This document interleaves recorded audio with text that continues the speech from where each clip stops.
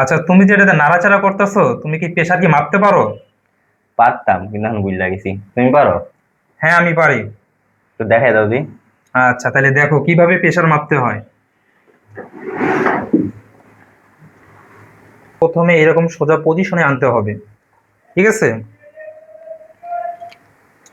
তারপরে এই জয়েন্টের নাম কিন্তু এলবো জয়েন্ট। এই জয়েন্ট থেকে 2 আঙ্গুল উপরে, হুম। এটার নাম কাপ। এই কাপটা বাঁধতে হবে। এই আর্টারি লেখা আছে এখানে, এই যে দেখে নিবে, এখানে কিন্তু আর্টারি আছে। এই আর্টারি বরাবর, হুম।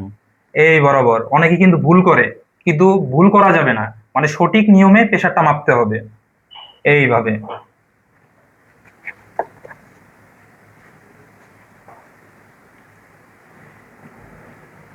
পরে এখানে হাত দিয়ে দেখতে হবে, মানে পালস রেটটা দেখতে হবে, ঠিক আছে? হুম। 20-এর উপরে ওঠার পর থেকে পালসটা কমে গেছে, তার মানে আর উপরে তো যাওয়ার কোনো প্রশ্নই আসতেছে না। এই পর্যন্ত দেওয়ার পরে এখন মনে করো এই স্টেথোস্কোপ কানে দিতে হবে। হুম।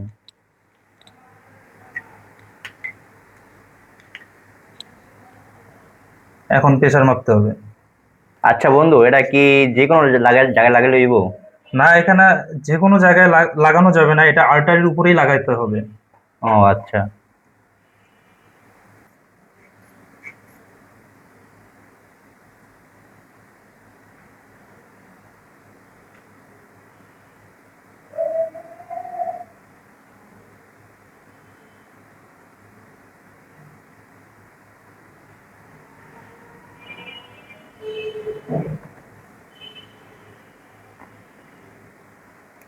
এই নিয়মে প্রেসার মাপতে হয়।